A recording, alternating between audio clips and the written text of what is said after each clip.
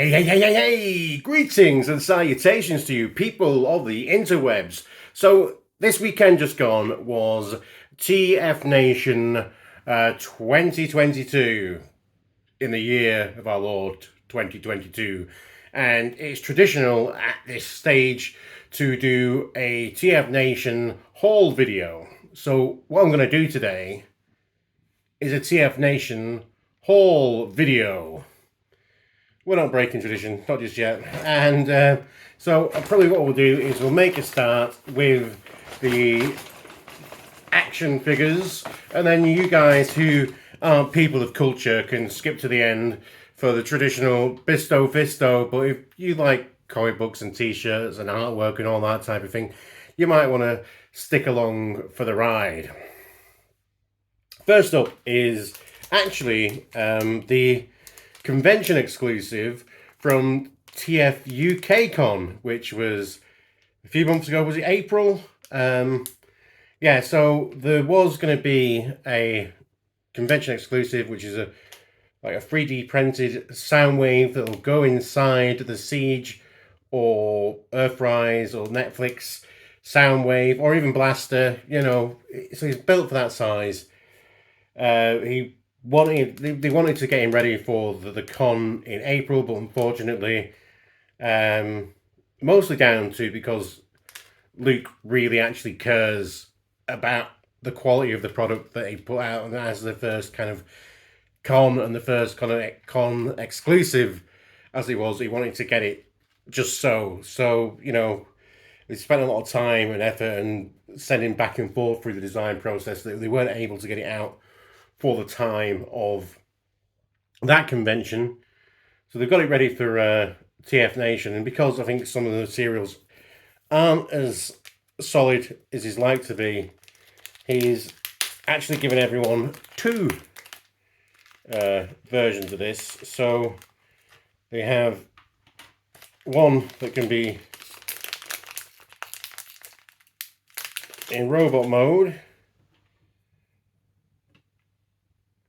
So that's it. His ball jointed hip has just popped off. It shouldn't be a bother.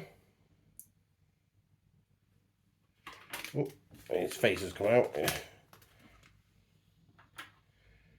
So we have him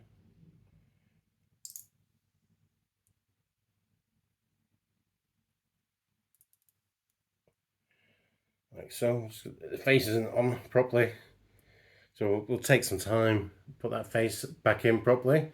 So that, and he can transform, and this one is more of a prototype, and I think the materials might be even slightly a bit more brittle than that version. So we wanted to give us this one in tape mode. I think that's, I don't know sure if that's glued together or not, but it feels quite tight. So that's him kind of in the boom box / tape mode that can fit inside the bigger robots. So that's quite cool. It's kind of like a nice momentous kind of occasion and a nice souvenir from that convention that I went to in April that was also really good. And yeah, you should check out TF UK on the Facebook, join the group, get involved, and there will be another convention for that convention definitely next year.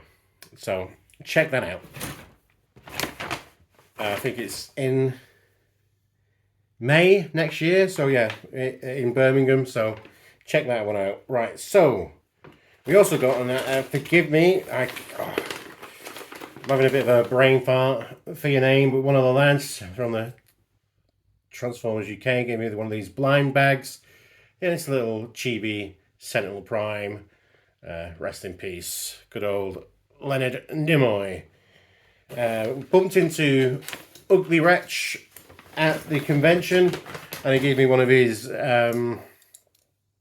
Sir Toys KOs. This is like a little space buggy, and it converts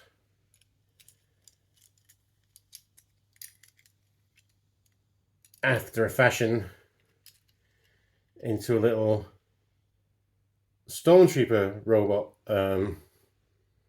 dude. But you know, as terms of a Transformer, I think it is certainly, like all Stormtroopers, a bit of a miss. Wilhelm scream. Aye, aye. That's also the worst impression of the Wilhelm scream ever. Aye, aye. What else did we get? Do you want to see an actual Transformer? Yeah, of course you do. Right.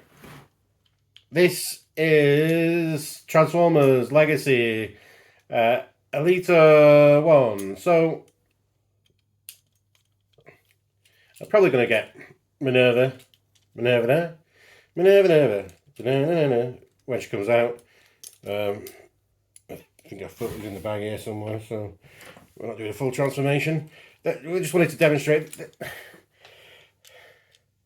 because the cartoon had an awful design where the top of the head was sticking outside of a car mode, they've given it as an accessory, so it's not even the actual top of the head of the figure. It's an accessory of the top of the head that you stick into the car mode, while the full head is actually there, which is just, that seems like that is like the one of the most banana boats crazy, you know, we've got to make everything so slavishly G1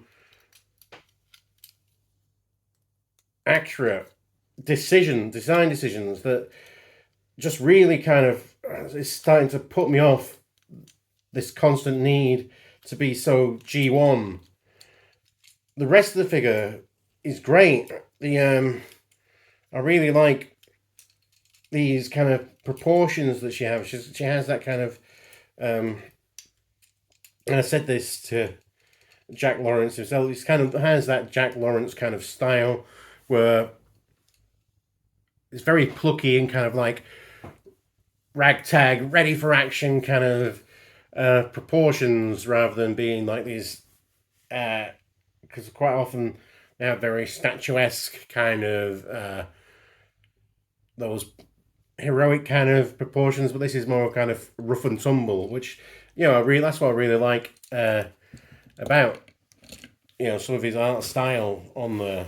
But obviously he'd never drawn or wasn't instrumental as being well known for drawing Elita 1, but he did do the latest Wreckers book, which Minerva was a part of, so I think that's where that design element has kind of been pulled in from. So yeah, so I bought that from In Demand Toys. At the same time, this is on the Saturday, at the same time I bought the reissue of Decepticon or Predacon Beast Wars Retracts.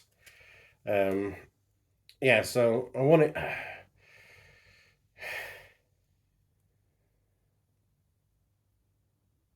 When I was a kid, I was obsessed with wood lines. I used to like picking up bricks and bits of wood and just seeing them scrabble about. And I know this is a pillbug, which is kind of like wood louse on crack, because he can actually. And this is one of the guy, and he does become the full roly ball. So that is just great. And then what I like about him is he's got this roly ball mode, and you know, these pincers and stuff like that, and it all flips out like that. So he's a big spherical, you know, or a small spherical thing, and then his transformation is very basic. But we're trying not to do full transformations here, but we just wanted to demonstrate this one part for the gag, really.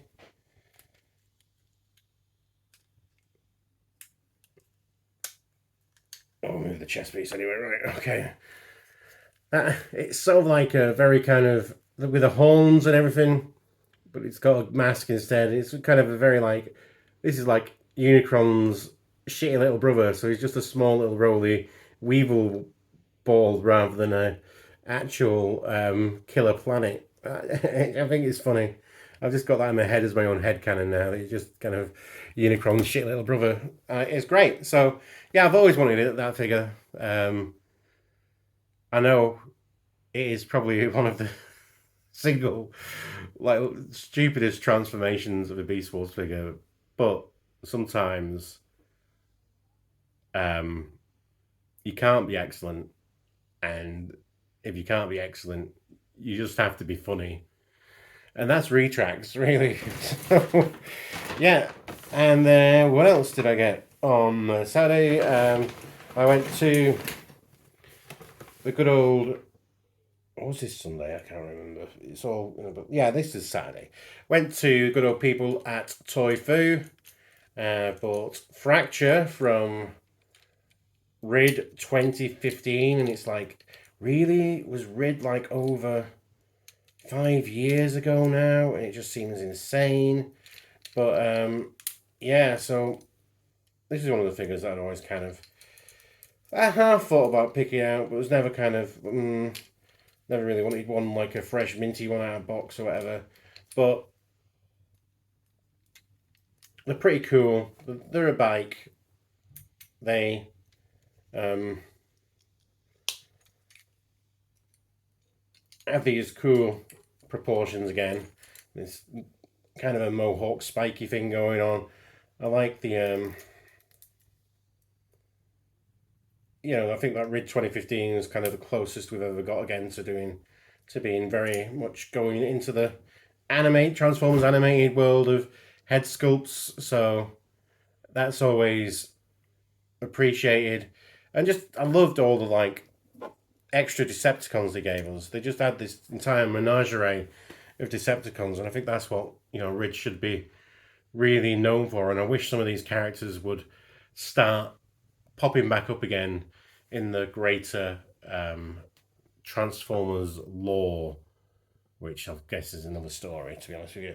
Right.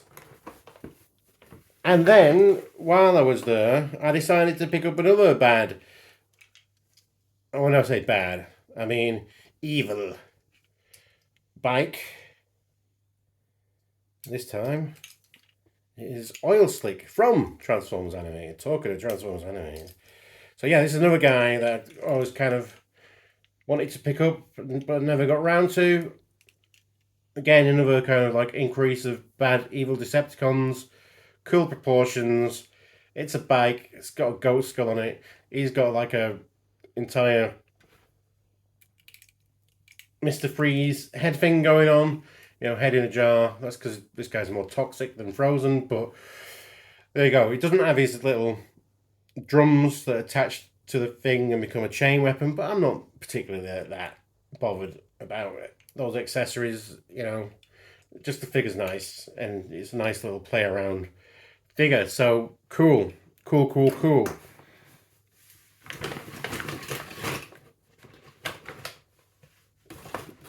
Next up, Sunday, we went to Toy Foo again, picked up a couple of figures. So this is Scavenger from Beast Machines. Beast Machines, like one of the worst. Is it the worst Transformers cartoon? I don't know. Is it weird that they had Fat Planet by Orbital as the theme tune? Possibly. Is it like a trippy show that's probably far too philosophical for a Transformers cartoon? Definitely. But was this guy in the show? No, he wasn't. But you can pull this thing back and I like smash. So that's an instant kind of like, yeah, love it. It's just a crazy construction kind of vehicle that could have once been an animal at some point, and it's just like that's what I like about these Beast Machines. And then I had to get another Beast Machines figure to go along with it, again from Toy Foo. I bought Beast Machines Buzzsaw, who's just very, and seeing as the Maximals were the good guys, this is just a very angry wasp good guy. She's got these like big old wings that obviously turn into like stiletto boots in the robot mode. And the best thing is the badoing badoing stinger. It's just one of these badoing badoings. You know, you could just stick on the back of a door somewhere or back of the wall near a door. Badoing badoing badoing. Stop doors from slamming completely shut. Whatever they do, or just as a play thing. So I just like the fact that they've just gone, what should we do for this stinger slash arm? And it's just like, oh, we'll just put a big badoingadoing on it, and there you go, badoingadoing. It's actually got this cool stinger, with it's got this cool translucent orange and this just splash of bendy green plastic that just kind of just makes it look like ever so much more toxic. Really fascinating figure, and obviously, you know, these aren't particularly figures that I'm going to be thriving on my, you know, display of figures somewhere, but they are figures that I like to, you know, return to and just play around with, just because they're very interesting concept wise. Also wasn't in the show. Whoa, segue. Talking about interesting concept wise, maybe not possibly in execution. And this is the final toy purchase. Ooh, we've really splashed out this year. Yeah, so these are from Bandai. I trashed the packaging, so I've not done any research for this video. Kale surprise. But they're a Bandai figure. They're called Robo something or another. And this is a train. This is a beetle, stag beetle. What do you get? You slam them together, and it kind of converts. Then it does a bit of automorph, and then you've got to kind of finish it off. Flip this out. It becomes this animal thing that's very kind of xenomorph-like in its head. This is kind of, it's just weird and cool. Possibly not worth the money it actually cost. But you know, obviously, I had to choose between two of them really, and so I bought two of them because it was hard to make a decision which one of these I wanted. Either this train insect thing or a Christmas tree and a taxi. A Christmas tree and a taxi. You know, obviously, I often think about two things together and I want to smash them together to make something. I mean, who thought of this? Who came up with this idea? Is it something that in Japan, you know, in the Japanese language, is there some kind of something that's phonetically similar about these? Because I noticed they've also got, like, this is a Christmas tree Rex. It's a taxi and a Christmas tree. It becomes a T-Rex. But they've both got, like, musical notes for eyes, and they have these kind of red and yellow and green kind of displays about them. So I'm not sure what's all this about. It's very kind of interesting concept wise. There's not really kind of like any play articulation other than the actual smashing them together and getting them to transform. That's all you're getting out of it.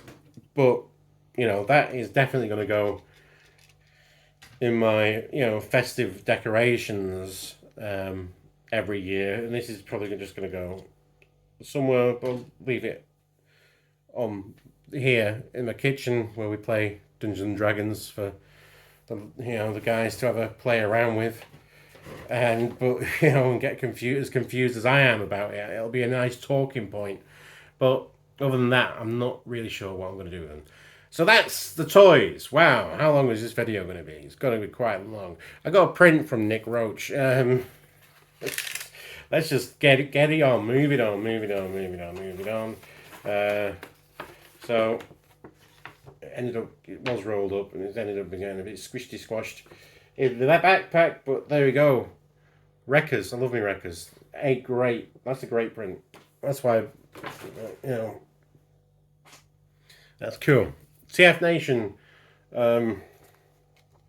This is the guide, the schedule, and all that type of stuff. So, yeah, we got those. Went to see Jack Lawrence. He had a couple of his series Bibles. So these are like his sketches and working outs for, the books he's been drawing on. So it's just basically some character art things. So it's really cool.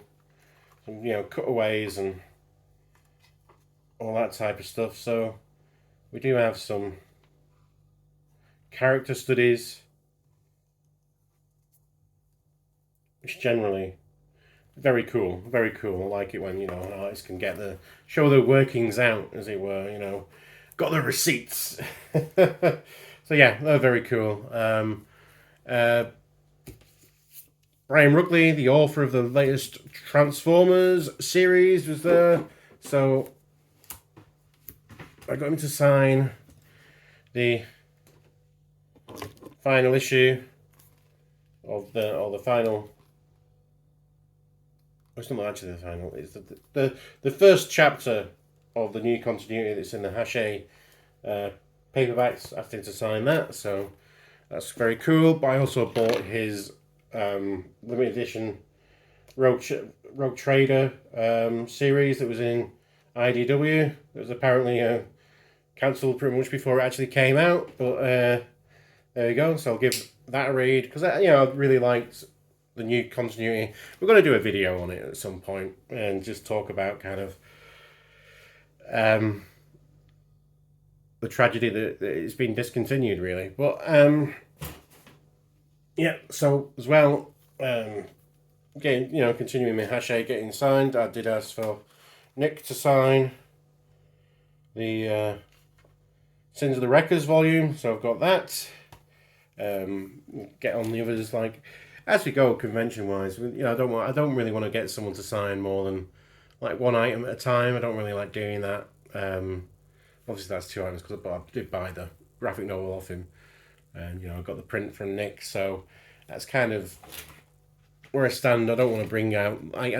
When people bring out an entire fucking stack of comics, it's like, come on, man.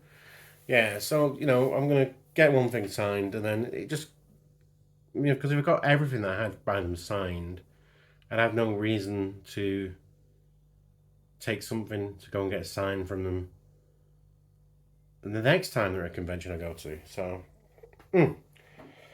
T-shirts. We've got T-shirts. So this is from Lucan's Tees. You can find him on the Facebooks and the interwebs and all that type of stuff. Lucan's Tees. So, first up is this one. I'm not sure how well we're going to get these out on the camera. This is the first time using my the camera on the front camera on my new phone. So be lucky, guys. So that's like a mashup of RC and Harley Quinn. So I bought that shirt in my size. Also bought a second version of it for a friend just as a gift. We've got this in inside out, obviously, Richard, because fucking prepared to do this video. And this one, I was wearing this one at the convention in its tails because it was warm. So I'll probably put it inside out because I'm going to put it in the wash in a minute. But there you go. I'll just turn it out inside out all again. So this is because in honour of Gary Chalk being there, we voiced Optimus Primal, and I'm at it. Optimus Prime. It's the battle for Cybertron. Truck versus monkey, which is often a fun phrase. So that's a cool looking design, and probably my favourite T-shirt that he's done. At least out of all the T-shirts he's done, I think this is my favourite one so far. Is Dinobot Park.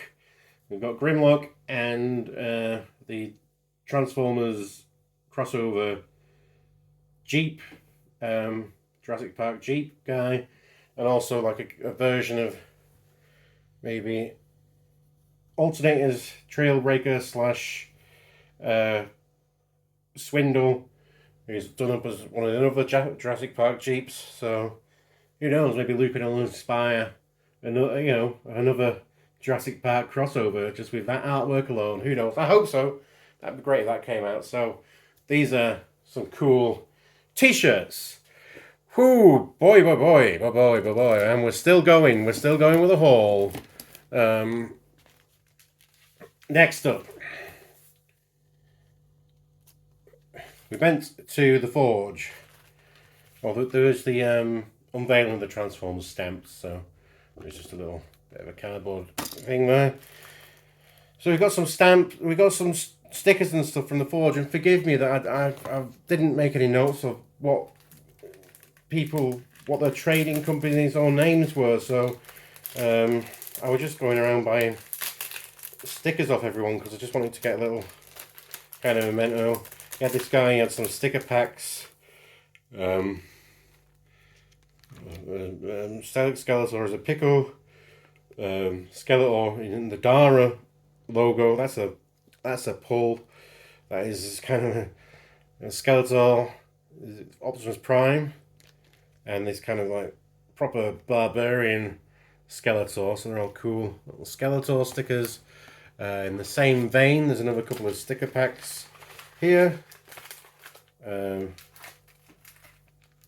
one more. There's an Autobot sticker pack, which I've definitely got for this King Grimlock that's very barbaric. I got shown what the other stickers were, but that's definitely what I paid the price for. They also had some other leaf stickers, which I bought this one, the Nom Nom Sharkticon.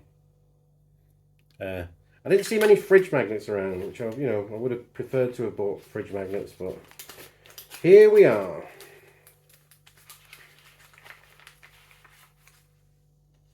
So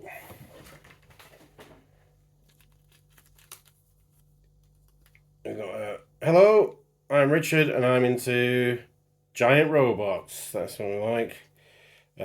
That's from one store.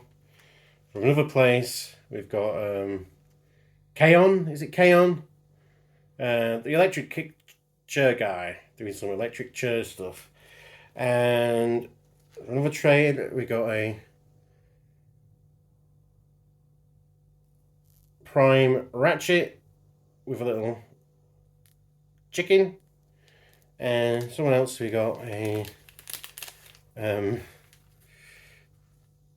Soundwave as the Mummy. They also had like a demon Galvatron, a vampire Starscream, I think, and a Frankenstein's Monster Megatron. So they're quite funny little stickers. Someone else, let's see, Pinkbird Originals. That's it. And bought an Ion-On patch, which is just a little Waspinator. Well, not little, it's like quite a big patch. So Waspinator patch, probably put that on my bag. And then we got a print from Lucan's Tees of that T-shirt, the primal one, and Andrew Wildman was at the convention. He was doing